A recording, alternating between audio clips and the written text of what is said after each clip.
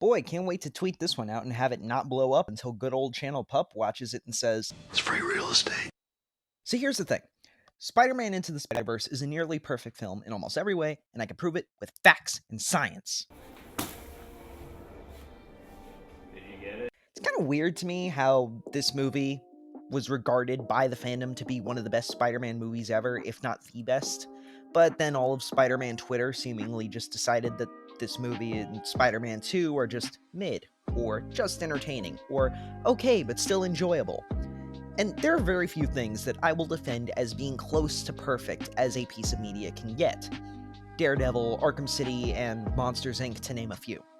So if I have to read one more take on how this is a mediocre movie, I'm consuming your flesh in front of your loved ones. So I've already done 2 videos on this movie. The first video I ever made, which was a straight up review, and my most popular video at the time of recording, which is a dissection of the horrifying Prowler scene. But I want this to be my somewhat definitive, scripted take on Spider-Verse, which is not to say that I won't do videos on it in the future or, reference it in other videos. This is just my feeling on the film as a whole and what I think it's about. Usually when I make these video essays, I get an index card and I write down my entire feeling about the movie I'm doing into one cohesive sentence, kind of like a chaotic thesis, which I then expand into a 10-ish minute video. For example, Spider-Man Miles Morales is an engaging Spider-Man story that explores the role of a hero coming into his own as a hero of the people rather than his mentor status as being a hero for the people. Doom Patrol is a show that capitalizes on the potential ideas, concepts, and fun factor of the sister show that came out immediately before it. Scott Pilgrim vs. the World is a movie where the protagonist is a definite villain who goes on a questionably justified rampage, but the stylization checks portray him as a hero. Sorry, I just had to flex and tease one of my next few videos. My point is this. If I usually write a single sentence defining what each thing I write about means to me, I could fill an entire book with all the sentences I could write about Spider-Verse. So for now, I want to stick to what I consider to be the most important thing. Spider-Man Into the Spider-Verse is the 7th film in a franchise that has seen 4 different iterations in the last 2 decades, which takes stock of its own existence through meta-commentary and references while providing the most satisfying experience possible for those who just came to see a genuine Spider-Man movie. Or, to phrase it more concisely, Spider-Verse isn't just the best Spider-Man movie. It's the Spider-Man movie. Don't think of it as a movie. Think of it as a web with 1,000,001 threads connecting, weaving into the perfect Spider-Man movie. So let's start on the outside, on the surface, and work our way in. Rarely, if ever, do films with this much meta-commentary and self-referential humor provide meta-commentary and self-referential humor in a visual format. Sure, movies can speak through the medium of visual storytelling and have visual gags, but this movie literally uses its visuals and animation style to say something about Spider-Man. If the Raimi movies were nostalgia pieces based around what audiences would be nostalgic for at the time of their release, then this is a nostalgia movie for the Spider-Man character in his totality. Every stylistic decision made in this movie's animation is designed to make it look like a comic come to life, blended with graffiti. Picture the ultimate Spider-Man game through the lens of an Infamous cutscene. The characters being animated on the twos is something I will never not be impressed by. The crisp feeling it gives off, the sense of definitive, solid motion that still allows for subtlety and nuance, it just works. That also applies to the lack of motion blur, which actually gets replaced by a number of things. Most notably in my head is the use of smearing, seen here. Fast-moving images become a smear of shapes and lines to elicit the feeling of motion blur without ever actually using it. The two elements working in conjuncture with each other create one half of this nostalgic essence of this animation style. It looks like an old cartoon. Drawn on the twos and animated with smearing, with bright, vibrant colors, and even hand-drawn images and characters used with 3D models, gives it some of the most unique animation ever put to film. It all gives the feeling of an old Warner Brothers or Disney cartoon run through the filter of modern technology and the capabilities that comes with it. However, it's only half that visual style. The other half comes with the comic book elements. Most notably, it's the use of dots everywhere. Halftone dots combined with hash lines give the movie a unique sense of lighting, and this is a monumental achievement that really doesn't have much of an equal. Now add in that failed 3D look in the out-of-focus parts of a shot, and in some cases to replace motion blur, and the movie now looks like a vintage comic book. Add in a dash of Kirby dots for the particle effects and the occasional comic transition, and you have easily the best looking animated movie ever. However, this layer of pure, unfettered artistry is only one piece of the puzzle, one thread in that web. So let's follow it now. Spider-Man is probably the most heavily debated character, ever? I'd argue Star Wars is the most debated individual property in all of media, but Spider-Man... you make one comment about him on Twitter and you'll wake up in the purge. Spider-Man is everything to everyone. He is a character with so much universality and relatability that making a quote-unquote definitive or perfect interpretation of him is kind of impossible. Imagine baking a cake for 100 million people. Your chances of appeasing all of them are slim to none. I say slim because Insomniac's Spider-Man is pretty much the perfect rendition of the Peter Parker character, while also being different enough to be distinct. However, I think Spider-Verse, in my humble, absolutely factual opinion, is the perfect rendition of the idea of Spider-Man. Not Peter, not Miles, but Spider-Man. Explaining how this came to be is honestly kinda hard, and I'm gonna try my best here.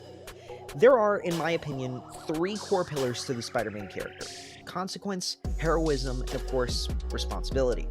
This movie tackles all 3 amazingly. Miles is constantly suffering heavy consequences for his actions, ranging from the death of Peter Parker due to his refusal to act, to the damage to his relationship with his parents due to his inadvertent neglect. The heroism aspect is portrayed wonderfully, as Miles technically saves more people than any other superhero in any other superhero movie by saving the entire multiverse just by believing in himself. And responsibility is the core essence of Miles' character, as well as the conflict that comes with it. His duty to fulfill his promise to Peter Parker, which, through the lessons he learns from Peter B. Parker, who has grown incredibly weary of the responsibilities he faces, Miles adopts the responsibilities to be a hero, to be the ultimate Spider-Man.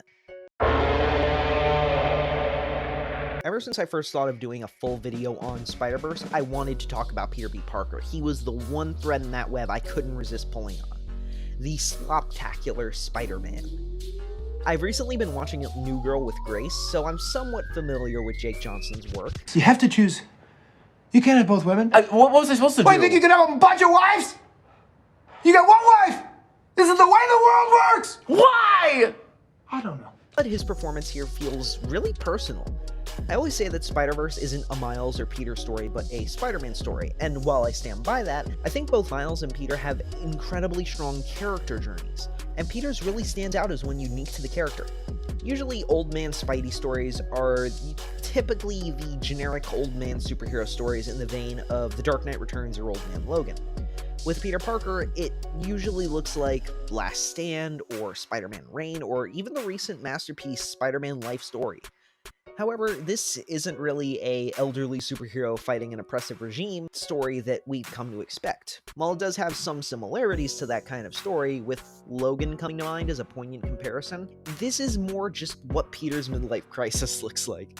It's less in the vein of The Dark Knight Returns and more in the vein of Crazy Stupid Love, where the protagonist's beliefs are challenged and a younger character helps challenge those beliefs, ultimately helping return them to the ideals that define them. Peter in this movie is still Spider-Man, and he hasn't given it up or changed his approach to it, but he has gotten really fucking tired of it. It reminds me of a quote from the late great Roger Ebert. "With great power comes great responsibility." How many times have we superhero fans heard this line, let alone understood its implications? Do we really take to heart how much sacrifice such heroism involves, or comprehend what would be at stake?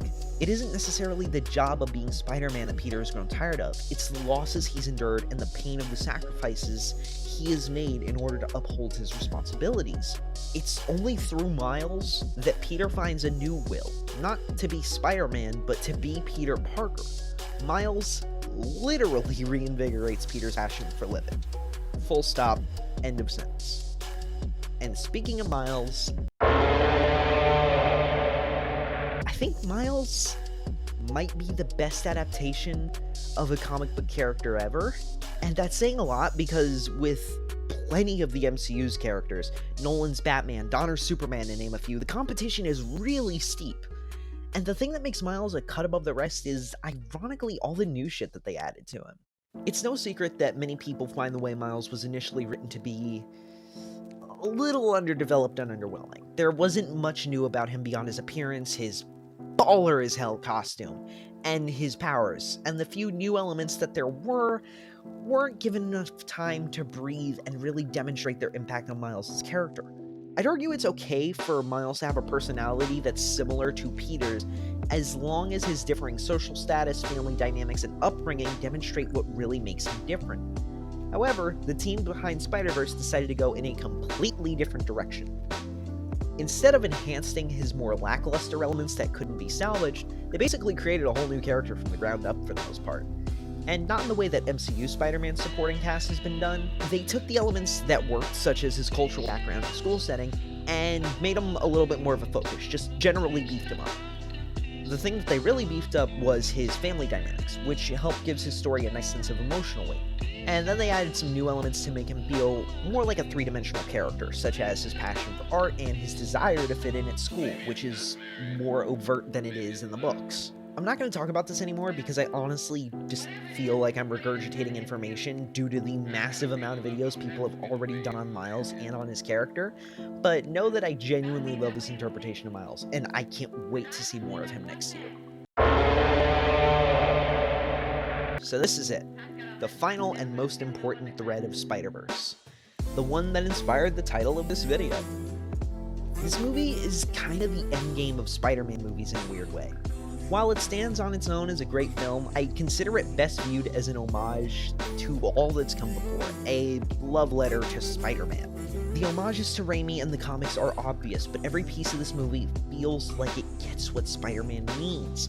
The one last time joke is really funny, but it's the reality of making a Spider-Man movie in 2018. You can't reinvent the wheel, and you can't reuse any of the old ones.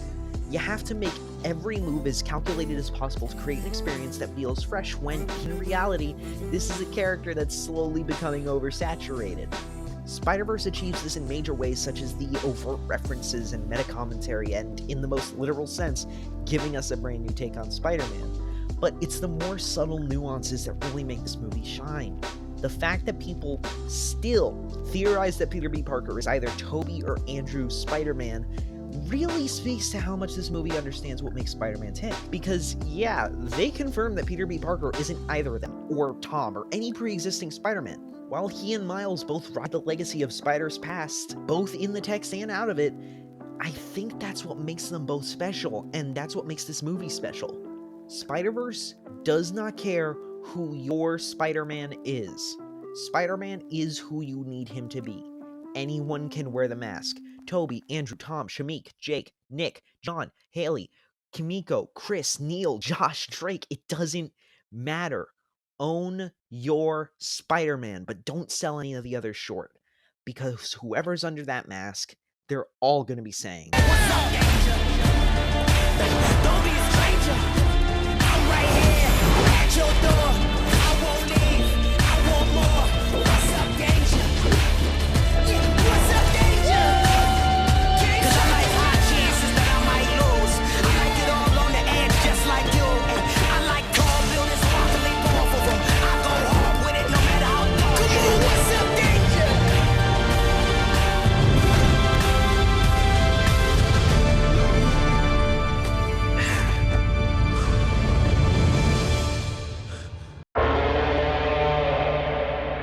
There are over 550 million firearms in worldwide circulation. Well, if there's gonna be a horse in the hospital, I'm gonna say the N-word on TV. There's something real creepy about you, pal. You want to get weird? Let's get weird.